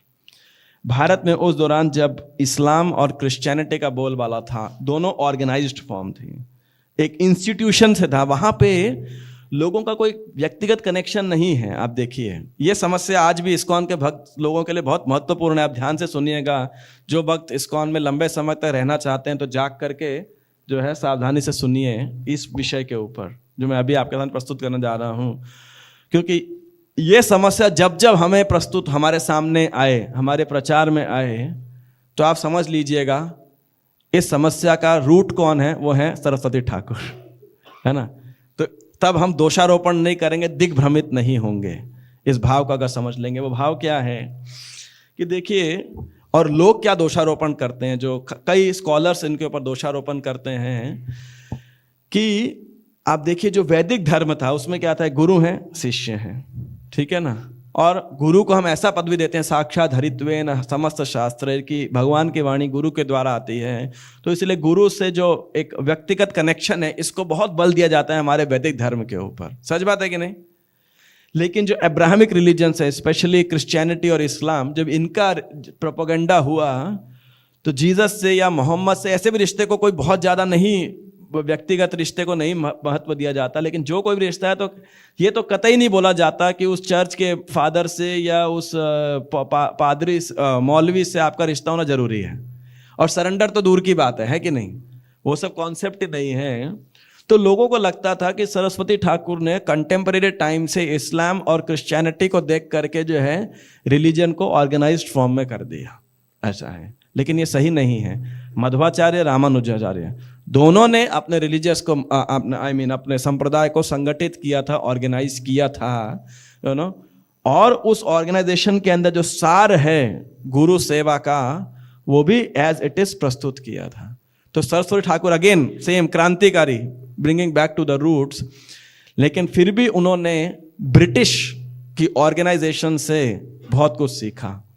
और वहीं से ये वर्ड जो जीबीसी, गवर्निंग बॉडी कमीशन है, ये ब्रिटिश रेलवे से उठाया था। आज इंडियन रेलवे था, उस समय ब्रिटिश रेलवे थी जो भारत के अंदर थी। और क्योंकि इंडियन रोडवेज की हालत तो आज भी खराब है, और उस समय तो और भी आप जान सकते हैं क्या होती होगी। लेकिन 2 रेल की पटरी बनाना और बाकायदा ट्रेन जा रही है, आ रही है, ट्रेन जा रही है, एक के बाद हजारों पैसेंजर्स को एक दिशा में लेके जा रही हैं, एक दिशा में लेके आ रही हैं। और इसका संचालन करने के लिए अलग अलग जोन के अंदर उन्होंने पूरे भारत को बांट रखा था, और हर जोन का एक एक हेड होता था। तो सेम यही कॉन्सेप्ट को उनको, सरस्वती ठाकुर को जो है ये बड़ा आकर्षक लगा कि इस प्रकार से कृष्ण भक्ति का या गौड़ीय वैष्णविज्म का, गौड़ीय वैष्णव धर्म का इस पर संगठन किया जाना चाहिए। लेकिन अब दिक्कत क्या है, जब भारतीय रेलवे में जरूर थोड़ी उस हेड सर का कनेक्शन हो, रेल में बैठो, अपनी जगह पहुंचो बस। अब कहाँ एक संस्था के साथ जुड़ाव और एक गुरु के साथ जुड़ाव, ये दोनों हमेशा लगभग कॉन्ट्राडिक्ट करते हैं, और इसीलिए उनके जाने के बाद सर ठाकुर के शिष्य भी इसे नहीं समझ पाए कि ऐसे कैसे चुनाव होगा। वो हमेशा सर ठाकुर से पूछते रहे आपके जाने के बाद मठ का आचार्य कौन होगा। वो बोलते हैं आचार्य इज नॉट इलेक्टेड, वो अपने आप प्रकट होता है। सर ठाकुर ऐसा बोल देते थे। और देखा कि नहीं, कलयुग के अंदर तो एक संगठन ही चल सकता है, तो इसलिए संगठित किया। और जब हम संगठन करते हैं तो इसके अंदर निश्चित रूप से गुरु शिष्य रिलेशनशिप और एक व्यक्ति का संस्था के साथ रिलेशनशिप, कई बार कन्फ्यूजन रहती है। इसलिए लोग सोचते हैं हमें संस्था से थोड़ी जुड़ना है, हमें कृष्ण के साथ जुड़ना है, हमें तो या तो गुरु से जुड़ना है। और आप देखिए, गुरु की वाणी तो हम भगवान की वाणी मान सकते हैं, लेकिन जिस संस्था में मान लीजिए 10 या 12 सदस्य बैठे हों और किसी वाद विवाद पे चर्चा हो और बाद में निर्णय लिया जाए वोटिंग के द्वारा, तो आप उसे कृष्ण की वाणी कैसे मान लोगे? भाई वोटिंग के द्वारा हुआ है कि नहीं, ये कोई निष्कर्ष प्राप्त हुआ है। तो ये समस्या उस समय भी थी और आज भी हमारे कई सारे इस्कॉन के भक्तों को इस विषय के ऊपर संदेह रहता है कि संस्था की सेवा और गुरु की सेवा इन दोनों का सामंजस्य कैसे बैठाया जाए। तो इस सामंजस्य के लिए भक्ति सत्यनारायण सर ठाकुर, और ये समस्या उस समय भी थी। गौड़िया मठ में एक प्रकार का विभाजन सर ठाकुर के समय पे ही होने लग गया था। दरार पड़नी शुरू हो गई थी जो बाद में जाके एक्सपैंड होती गई। तो वो दरार क्या थी? दो भक्तों के अंदर, नाम भी ले सकते हैं, ऐसे तो कोई गलत नहीं है, दोनों सर ठाकुर को बहुत प्रिय थे। तो एक थे कुंज बिहारी बाबू और एक थे अनंत वासुदेव प्रभु, जो कि बाद में भक्ति वल्लभ तीर्थ महाराज शायद बने, तीर्थ महाराज, मुझे पहला का नहीं याद, तीर्थ महाराज बने। तो जो अनंत वासुदेव प्रभु थे, ये बहुत ही बड़े विद्वान स्कॉलर, खूब ग्रंथों को लिखना और प्रवचन देना और ग्रंथों को मतलब उस पर टीकाएं लिखना, ये करना, ये सब कार्य करते थे। शास्त्रिकली एकदम एस्ट्यूट, मतलब बहुत ही विद्वान। और जो कुंज बिहारी बाबू थे, ये कौन थे? ये स्ट्रिंजेंट मैनेजर, एकदम हाई क्लास ऑर्गेनाइजर, मैनेजर, जमीनों के साथ डील करना, प्रॉपर्टी के साथ पीआर, पैसे, फंड रेजिंग, ये वो सब करना। अब ये दो जो विभाग हैं, इनमें मतभेद आने लगता है। ये सोचते हैं जो मैनेजमेंट कर रहे हैं वो क्या सोचेगा, देखो हम फंड रेज कर रहे हैं, हम प्रॉपर्टी सिक्योर कर रहे हैं, हम पीआर पुलिस इत्यादि से डील कर रहे हैं, है ना, इसकी वजह से ये भिखमंगे यहाँ पे रह पा रहे हैं, इसकी वजह से ये लिख पा रहे हैं, इसकी वजह से पढ़ पा रहे हैं, तो यहाँ पे एक होता है। और ये क्या सोचते हैं, ये तो कर्मी है, देखो माया के साथ डील कर रहे हैं, है ना। तो ऐसा एक प्रकार का मत होने लगता है। और आज भी आप देखेंगे तो ये कई जगह होने लगता है, जहाँ पे प्रीचर्स मैनेजर्स को थोड़ा क्रिटिसाइज करते हैं, मैनेजर्स प्रीचर्स को क्रिटिसाइज करते हैं, ये तो इनका तो कोई योगदान ही नहीं है ना, पैसा नहीं होगा तो क्या ग्रंथ छापोगे, क्या ग्रंथ बांटोगे, है ना। और इसलिए कई बार जो भक्त कीर्तन करना चाहते हैं, संकीर्तन करना चाहते हैं, या लेखन में या शास्त्र पढ़ने में रुचि होती है, तो ऐसा करने में उनको थोड़ा सा व्यवधान आने लगता है कि प्रैक्टिकल करो कुछ, है ना। तो सरस्वती ठाकुर क्या कहते थे, इसका सामंजस्य कह रहे, जो ये मैनेजमेंट कर रहे हैं ये क्या है, वपू सेवा है, ये मेरे वपू की सेवा है, क्योंकि गौड़िया मठ मेरा शरीर है। और ये जो लेखन कर रहे हैं, प्रचार कर रहे हैं, ये क्या है, ये वाणी सेवा है। अब दोनों में से कौन सी इंपॉर्टेंट है? दोनों ही इंपॉर्टेंट है भाई, दोनों ही इंपॉर्टेंट है ना।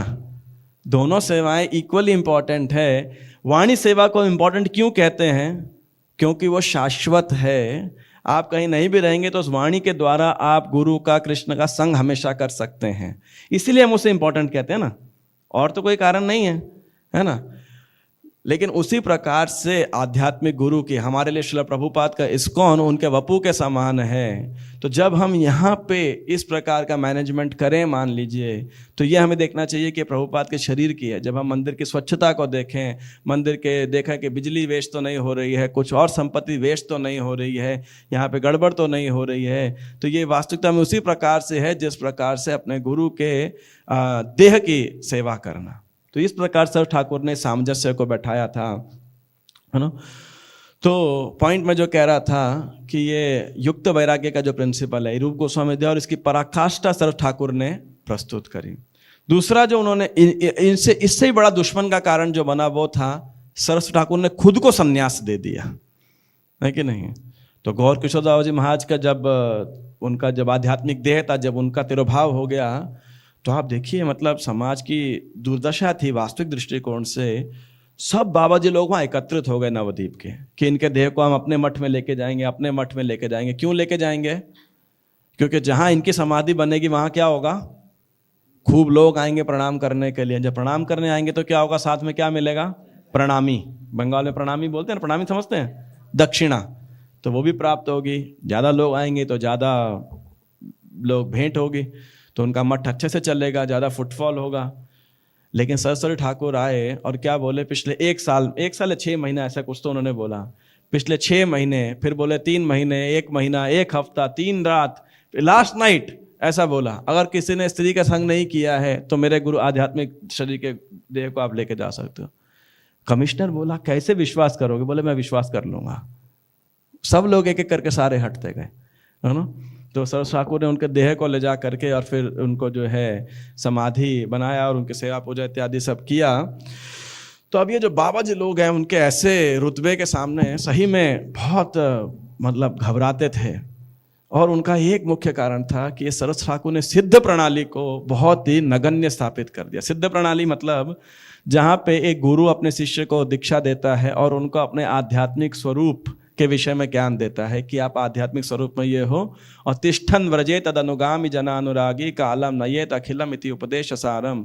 और उस प्रकार से उसे साधना करने को उस भाव के अंदर, ब्रजवासी के अनुगत्य में उस भाव को क्या बोलते हैं, कल्टीवेट करने के लिए उचित साधना प्रदान करता है। तो सरस्वती ये एक प्रकार की दीक्षा है, सही है।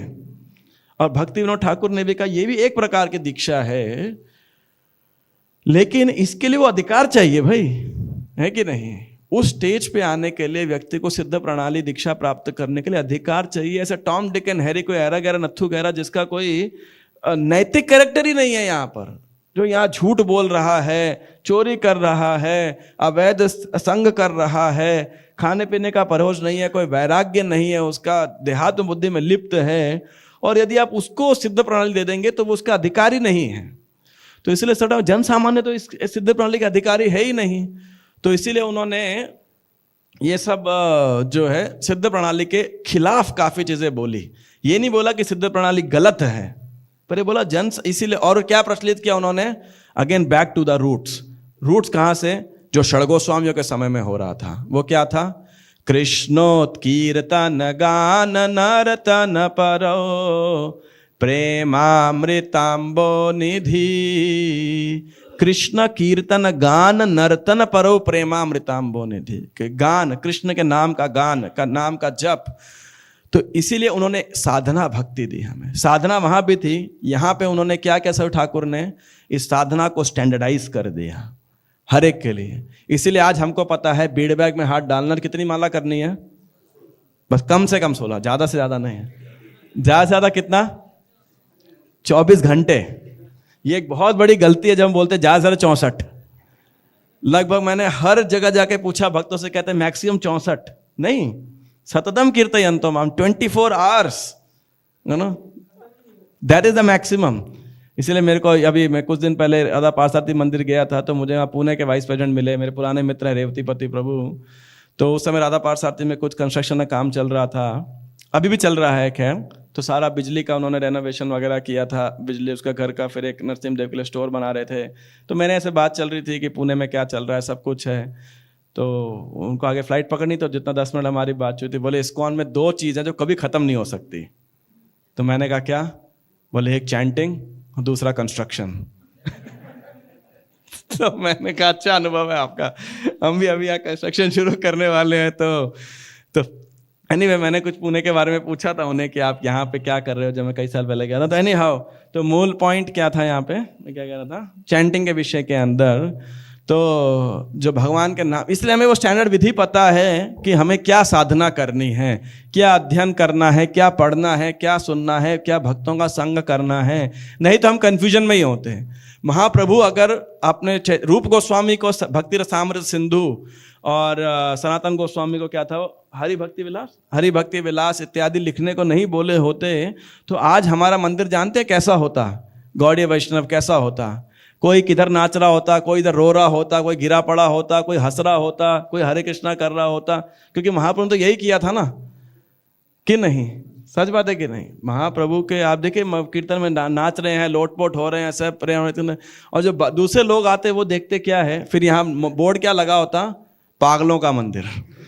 जैसे अंग्रेज मंदिर है ना, वृंदावन में बोलते थे, ऐसे लिखा होता पागल मंदिर है नो, लाइक दैट। और शायद कोई और आगे हो तो मंदिर भी हटा के असाइलम ही लिख देता, यहाँ सारे पागल लोग इधर आते हैं।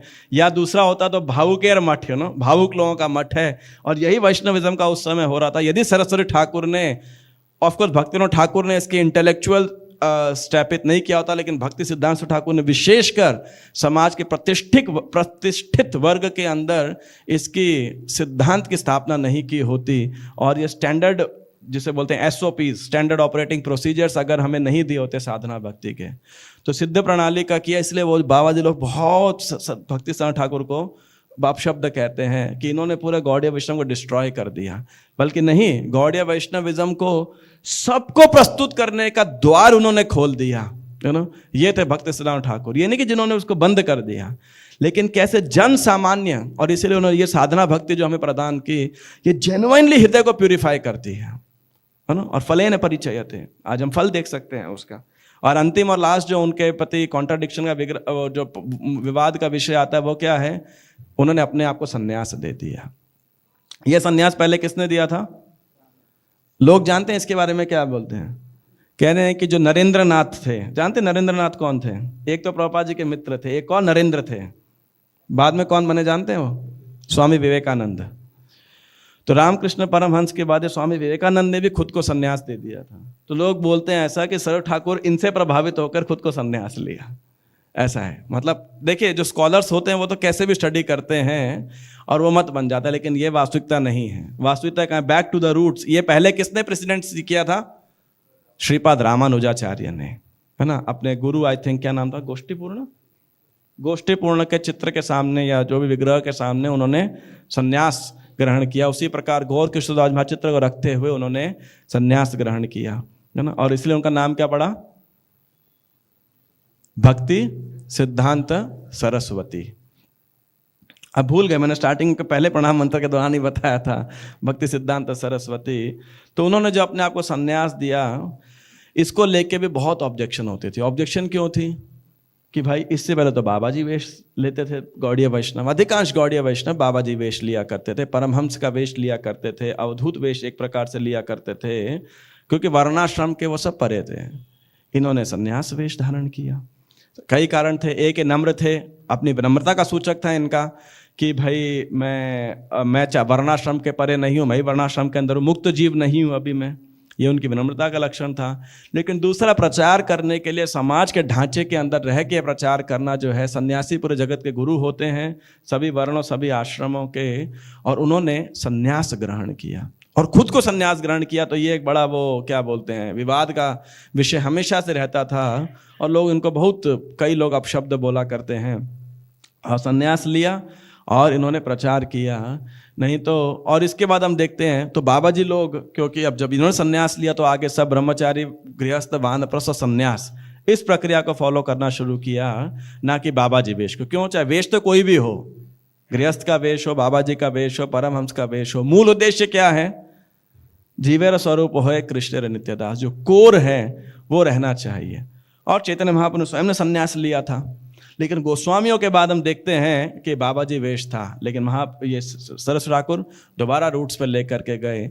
और इसीलिए हमें गौड़ीय मठ और इस्कॉन, इन दोनों को भक्ति सिद्धांत सरस्वती ठाकुर के क्रांतिकारी चीज़ों का बैकलैश कई बार लेना पड़ता है। और वो बैकलैश नहीं है, वो हमारी धरोहर है वास्तविकता के अंदर, कि हम सिंह गुरु के संतान हैं, हम उनके फॉलोवर्स हैं। तो हमें भी सारग्राही वैष्णव बनने का प्रयास करना चाहिए, है ना। और प्रभुपाद 125% क्या 1000% सारग्राही वैष्णव थे, 1000% सर ठाकुर के फॉलोवर थे, फिलोसॉफिकल डॉक्ट्रिन के अंदर, मैनेजरियल एम्फेसिस के अंदर, और कैसे वेस्टर्न वर्ल्ड के अंदर इस समाज की अपील हो सकती है, उसके लिए प्रभुपाद जी ने भी उसी प्रकार चेंजेस किए, यू नो। सामाजिक धरोहर को पेरिफेरी में चेंज किए, कोर में एक रंत मात्र भी चेंज नहीं किया शिला प्रभुपाद ने कोर के अंदर।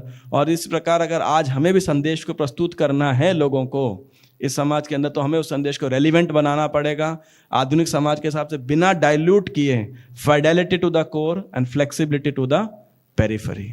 उसके दौरान हमें फ्लेक्सिबल रहना पड़ेगा। फ्लेक्सिबल रहने का मतलब ये नहीं है डाइल्यूशन, और इसीलिए ये एक बहुत बड़ा विज्ञान है, बहुत बड़ी कला है। तो आज के दिन और अनेक बातें सर ठाकुर के बारे में कही जा सकती हैं। मैंने एक इस मूल उद्देश्य को लेकर के कि कैसे उन्होंने जो हमें क्लैरिटी ऑफ कृष्णा कॉन्शियस दिया, कुछ नहीं भी याद रहे तो ये 2 पॉइंट याद रख लीजिएगा, अन्याभिलाषता शून्यम, दूसरा युक्त वैराग्य, और तीसरा है वैधि साधना भक्ति। ये 3 पॉइंट सर ठाकुर की देन है हमें, नहीं तो हम अटर कंफ्यूजन के अंदर होते। आज वैष्णव समाज है, आज इस पूरे विश्व में प्रभुपाद जी ने लिखा है, ये उनकी नम्रता के साथ साथ उनकी रियलिटी है। श्री सिद्धांत सरस्वती शची सुता प्रियाति कृष्ण सेवा जार तुलना है। जय श्री सरस्वती ठाकुर प्रभुपाद, श्री भक्ति सिद्धांत सरस्वती ठाकुर की जय, श्री भक्ति सिद्धांत ठाकुर तेरे भाव तिथि महोत्सव की जय। गौर प्रेमानंदे हरि हरि बोल। कोई टिप्पणी हो रुक्मिणी किशोर और अन्य कोई भक्त किसी प्रकार की, कुछ ऐड आप करना चाहें अपने रिफ्लेक्शंस सर ठाकुर के ऊपर, तो प्रश्न आप व्यक्तिगत रूप से ले लीजिएगा, आप पूछ लीजिएगा मेरे से, फिर भी कोई टिप्पणी की नहीं भक्त की हम। हरे कृष्ण। श्रील प्रभुपाद की जय, श्रील भक्ति सिद्धांत ठाकुर की जय, गौर प्रेमानंदे हरि हरि बोल। His Grace मुरली कृष्ण प्रभु की। एक कंट्रीब्यूशन और है उनका, एक सेकंड बस, 1 मिनट और दीजिए मुझे। वो है जिसके कारण लोग इन्हें बहुत क्रिटिसाइज करते हैं, वो है शिक्षा संप्रदाय को लेकर के भी, है ना। तो उन्होंने बोला शिक्षा महत्वपूर्ण है और दीक्षा फॉर्मलाइजेशन ऑफ शिक्षा है। आज भी आप देखिए लोग दीक्षा पे बहुत बल देते हैं, शिक्षा ले रहे हैं या नहीं ले रहे हैं उसको कम महत्व देते हैं। लेकिन सरस ठाकुर ने ये जो पूरा, ऑफ कोर्स ये क्रमेय रत्नावली या प्रमेय रत्नावली, एक बलदेव विद्याभूषण जी ने ग्रंथ लिखा था, तो वहाँ पे शिक्षा परंपरा लिखी पूरी उन्होंने, और वहाँ से इन्होंने बंगाली सॉन्ग के रूप में सरस ठाकुर ने लिखी। कृष्ण होते चतुर्मुख होए ब्रह्मा सेवोन्मुख, ब्रह्मा होते नारदेर गति, है ना, इस प्रकार से। तो वो बलदेव विद्याभूषण जी ने उसको किया था और इन्होंने सिर्फ उसको बंगाली के अंदर कन्वर्ट कर दिया। लेकिन इसके शिक्षा को जितना बल दिया इन्होंने शिक्षा संप्रदाय के ऊपर, क्योंकि लोग कहते थे कि भक्तिनाथ ठाकुर के ऊपर नाम लिख दिया जगन्नाथ दास बाबा जी का, आपने गुरु है विपिन बिहारी गोस्वामी, ये क्या आप कर रहे हो, चेंज कर रहे हो। लेकिन बोला शिक्षा ही सर्वश्रेष्ठ महत्वपूर्ण है। हमें कहीं नहीं मिलता कि ब्रह्मा जी को कृष्ण ने दीक्षा दी थी, नारद जी को ब्रह्मा जी ने दीक्षा दी थी।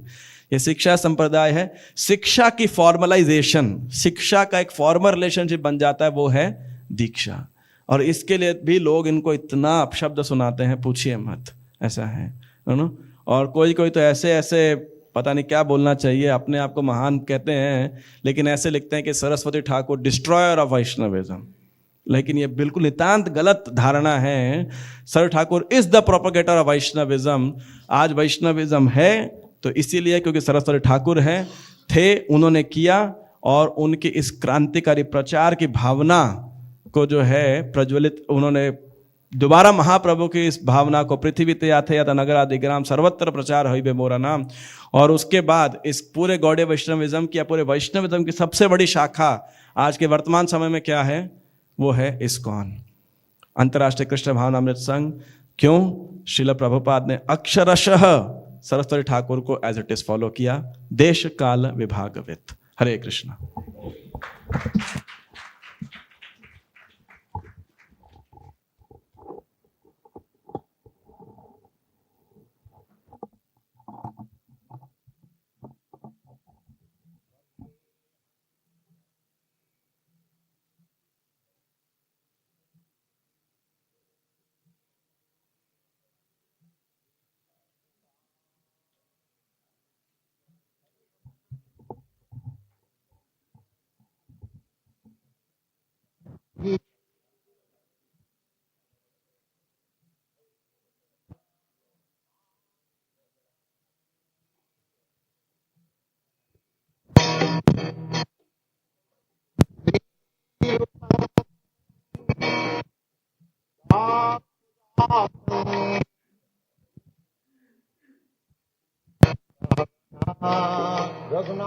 कृष्णान्वितम्